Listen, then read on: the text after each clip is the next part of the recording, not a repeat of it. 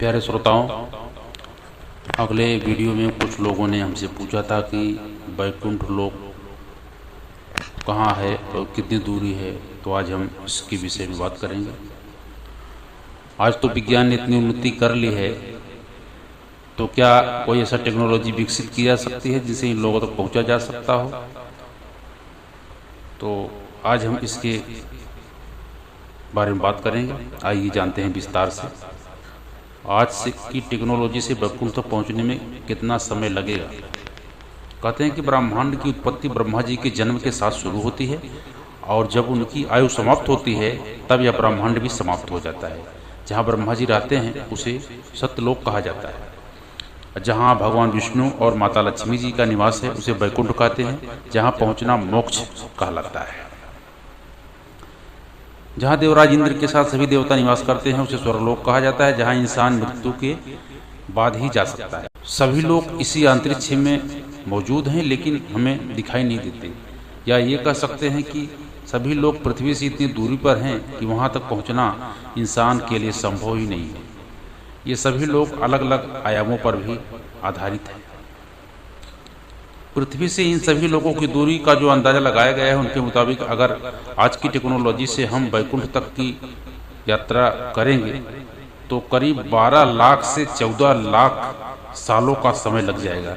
यानी आज की टेक्नोलॉजी से हम इन लोगों तक पहुंच ही नहीं सकते। आइए अब इसे थोड़ा और विस्तार से जानते हैं। पृथ्वी से ध्रुवलोक तक की दूरी। भगवत पुराण के अनुसार वैकुंठ का स्थान ध्रुव तारे की ओर है। ध्रुव तारा का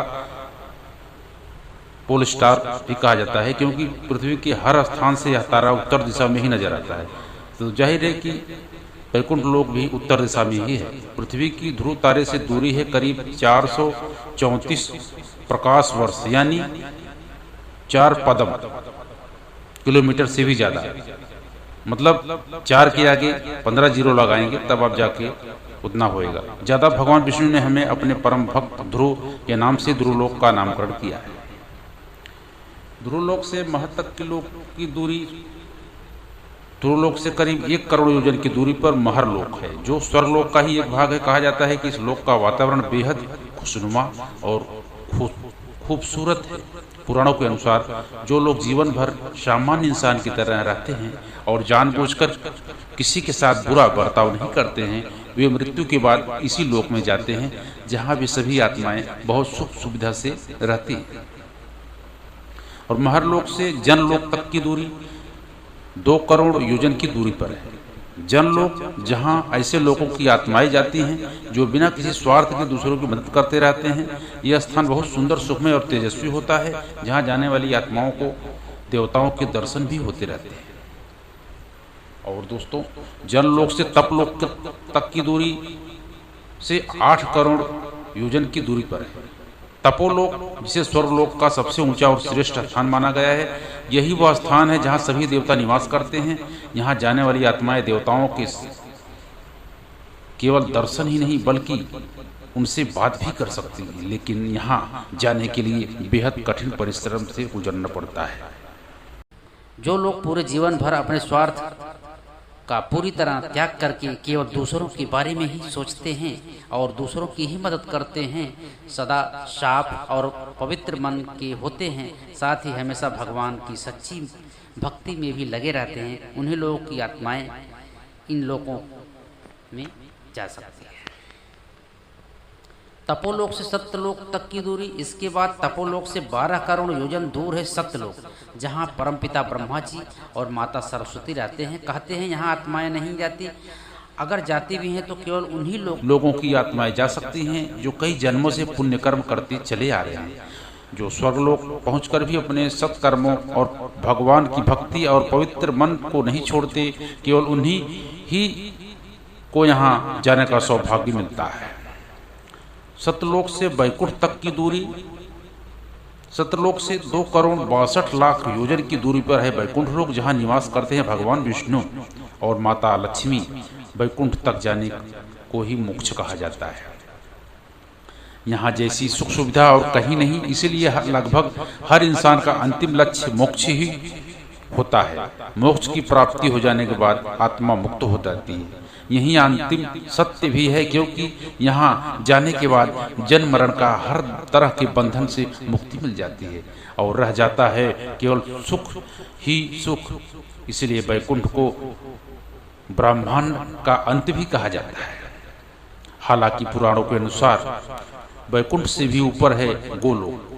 वैकुंठ से 50 करोड़ योजन की दूरी पर जहां भगवान श्री कृष्ण और राधा जी का निवास स्थान है, जो कि भगवान विष्णु और माता लक्ष्मी जी के ही स्वरूप हैं।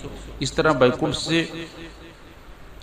तरह पृथ्वी से वैकुंठ तक की दूरी, अब अगर सभी दूरियों को मिला लिया जाए और एक योजन बराबर 12 किलोमीटर माने, क्योंकि एक योजन में कितने किलोमीटर होते हैं इस पर अलग अलग भारतीय खगोलविदों की अलग अलग राय है।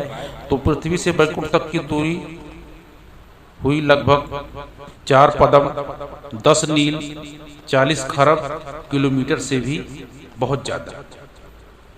फिलहाल आज हमें अंतरिक्ष में 39,000 किलोमीटर प्रति घंटे की रफ्तार से सफर कर सकते हैं। अगर हम इससे कई गुना ज्यादा स्पीड से भी वैकुंठ तक की यात्रा पर निकलेंगे तो भी हमें करीब 12 लाख से 14 लाख सालों का समय लग जाएगा। यानी आज की टेक्नोलॉजी के हिसाब से तो हम वैकुंठ तक पहुंच ही नहीं सकते और आगे भी कोई ऐसी टेक्नोलॉजी विकसित नहीं की जा सकती। तो ये सभी जो है असंभव है वहां आदमी पहुंच सके। लेकिन हम सब सुनते आए हैं, नारद जी नारायण नारायण जप करते हुए सभी लोगों में पलक झपकते ही पहुंच जाते हैं। तो वहाँ गुरु वशिष्ठ विश्वामित्र आदि जैसे महर्षि भी शरीर जीवित रहते हुए कई बार पृथ्वी से स्वर्गलोक तक की यात्रा करते हैं और जो वहाँ होने वाली सभाओं में हिस्सा लेते हैं। जैसे राजा हरिश्चंद्र की परीक्षा लेने का विचार पृथ्वीलोक से वशिष्ठ और विश्वामित्र आदि को बुलाकर स्वर्गलोक में ही बनाया गया है। दरअसल ये सभी ऐसा इसलिए कर पाते हैं क्योंकि उन्होंने अपने तपोबल से मन की गति से ज्यादा आने जाने की शक्ति प्राप्त कर ली। इसीलिए वे कुछ मिनटों में ही या घंटों में ही पृथ्वी से इन लोगों तक की यात्रा कर लेते हैं। यानी भौतिकता या टेक्नोलॉजी के सहारे तो कभी नहीं, लेकिन धर्म, अध्यात्म, भक्ति, योग, तप और पुण्य कर्मों के रास्ते से वहां क्षण भर में पहुंचा जा सकता है। तो तुलसीदास जी ने रामचरित में बताया है कि कलयुग में तो मोक्ष प्राप्ति ही सबसे बहुत आसान है। श्री हरि का निरंतर कीर्तन करने से, नाम जप करने से मोक्ष की प्राप्ति की जा सकती है। और इसी के साथ ही हम आप लोगों को वैकुंठ तक की यात्रा कराए। मेरे प्यारे सज्जनों, यह वैकुंठ लोक किसी बिजली, किसी प्रकाश की आवश्यकता वहाँ नहीं होती। वहाँ स्वयं प्रकाशित रहता है वह लोक और वहाँ किसी भी प्रकार की असुविधा नहीं होती, जहाँ भगवान नारायण वास करते हैं। तो आप लोग समझ गए होंगे। मेरे प्यारे सज्जनों,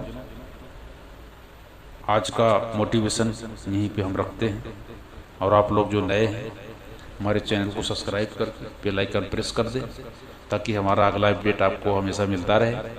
मिलते हैं अगले वीडियो में और अच्छे आध्यात्म और हमारे ज्ञान वर्धक वीडियो देखने के लिए आप लोग हमारे चैनल को सब्सक्राइब करना न भूलें।